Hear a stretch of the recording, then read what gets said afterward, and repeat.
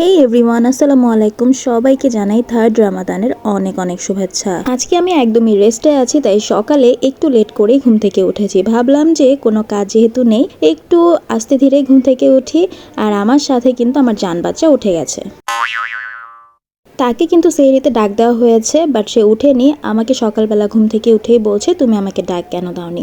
পরে তাকে বললাম যে তুমি তো উঠোইনি, আমি তো তোমাকে ডাক দিয়েছি। আজকে একটু ফ্রি আছি, এ কারণেই রান্নাবান্নার কোনো ঝামেলা দিনের বেলা নেই। তাছাড়া ইফতারের জন্য ভাজা পোড়া আইটেমও করব না, ইফতারে একটু হেলদি কিছু খাবো, তার জন্য ইফতারের আগে আমি মোটামুটি ফ্রি আছি। আর এই কয়দিন যেহেতু ভাজা পোড়া খাওয়া হয়েছে, তাই ভাবলাম আজকে আর ভাজা পোড়া খাবো না, হেলদি কিছু খাবো।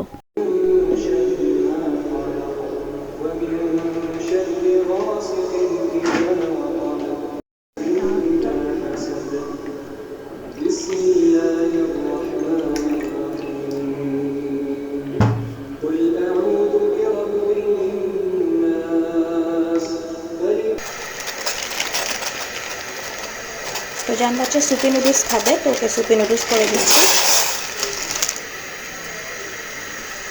দেখতে দেখতে আজকে 3টা রোজা হয়ে যাবে, আলহামদুলিল্লাহ। ভালো সময়গুলো না অনেক তাড়াতাড়ি চলে যায়, তাই না? আর এই রোজার মাসে আল্লাহ তাআলার অনেক বেশি রহমত এবং নিয়ামত আছে বলেই আমাদের একটুও খারাপ লাগছে না। রোজাটা যে কিভাবে চলে যাচ্ছে নিজেরাও টের পাচ্ছি না।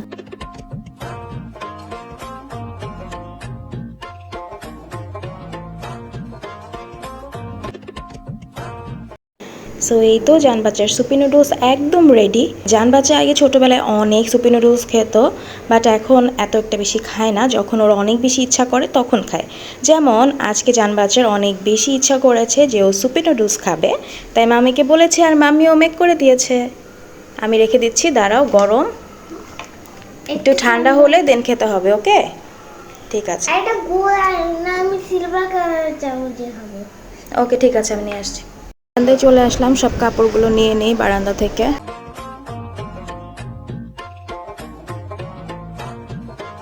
অনেক সুন্দর রোদ উঠেছে এবং বাহিরে খুব সুন্দর বাতাস।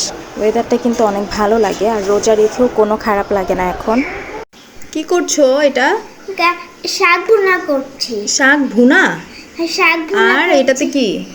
আমি লাল চালের ভাত করব। লাল চালের ভাত আর হচ্ছে শাক রান্না হচ্ছে। হ্যাঁ, কারণ আজকে বাজারে শুধু লাল চাল আর শাকই ছিল। তাই? হ্যাঁ। আর কিচ্ছু ছিল না বাজারে?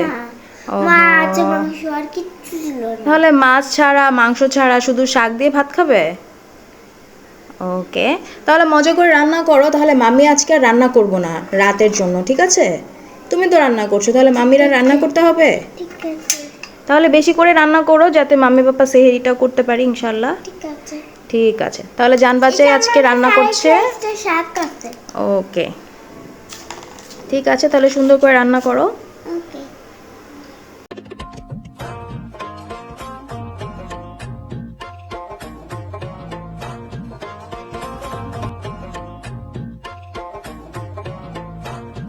তো এই তো জান্নাত আর আমার শাড়ও নেওয়া কমপ্লিট হয়ে গেছে।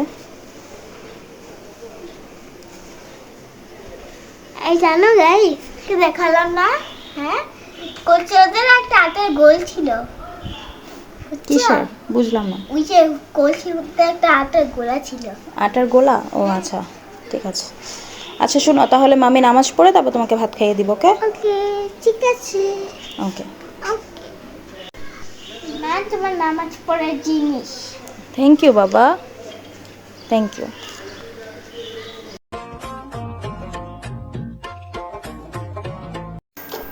ডিম ভাজি করব, কারণ জান বাচ্চাকে এখন ডিম ভাজি দিয়ে ভাত খাওয়াবো। যেহেতু 2 দিন চিকেন, বিফ, চিংড়ি সবই খাওয়া হয়েছে, তো ভাবছিলাম যে এখন ওকে ডিম ভেজে ভাতটা দেই, কারণ এত রিচ খেলে আবার প্রবলেম। সো ডিমটা ভেজে নেই।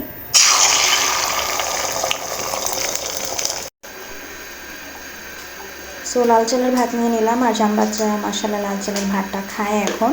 ওর আমাদের সাথে খেতে খেতে অভ্যেস হয়ে গেছে। আসলে আমরা তো সাদা চালের ভাত খাই, কিন্তু এটা আমাদের হেলথের জন্য ভালো না।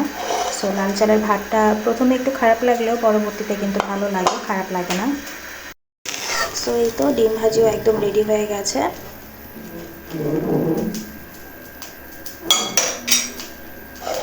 সো জান বাচ্চার লাঞ্চ তো রেডি, এখন জান বাচ্চাকে খাইয়ে দিব, তারপর আমি আমার বাকি কাজগুলো করব।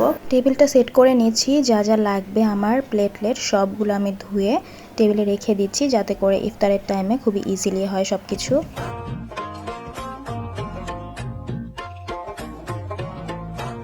লেবুটা আমি এখন এর মধ্যে এভাবে দিয়ে রাখছি, পরে জাস্ট আমি ইফতারের আগ দিয়ে লেবু থেকে যে রসটা সেটা বের করে শরবতটা ভালো করে গুলিয়ে নিব। আর এখানে আমি ট্যাংটা গুলিয়েছি, আর এটার সাথে আমি চিয়া সিডও মিক্সড করে নিচ্ছি।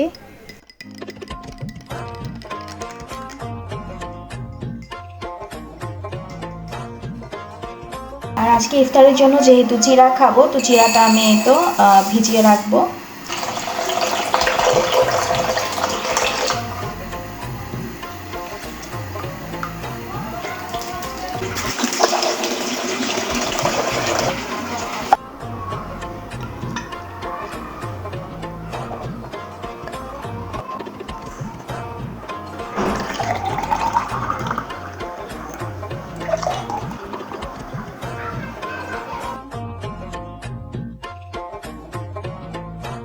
আর এই তো বললাম না যে হেলদি ব্রেকফাস্ট করব, তো আজকে চিরা দিয়ে দই দিয়ে কলা দিয়ে খাবো, তো ওইটাও রেডি করে নিচ্ছি। চিরাটা তো আগেই ভিজিয়ে রেখেছিলাম, এখন উপর দিয়ে দই আর কলাটা দিয়ে দিচ্ছি। আর এর সাথে গতকালকের হালিম আছে, হালিমটা গরম করে নিয়েছি, পেঁয়াজও বেরেস্তা করে নিয়েছি।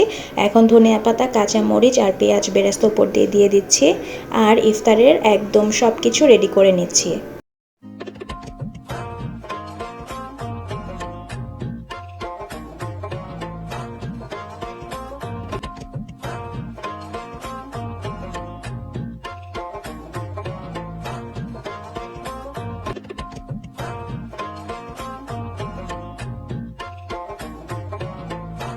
আলহামদুলিল্লাহ খুব সুন্দরভাবে থার্ড রোজাটাও শেষ হয়ে গেল, আর ইফতারটাও আলহামদুলিল্লাহ অনেক ভালো হয়েছে। তো সবাই ভালো থাকবেন, সুস্থ থাকবেন, দেখা হবে অন্য কোনো দিন অন্য কোনো ব্লগে। আপনারা সবাই আমাদের জন্য দোয়া করবেন, আর রোজাটা অনেক ভালো মতো কাটুক সবার। আল্লাহ হাফেজ।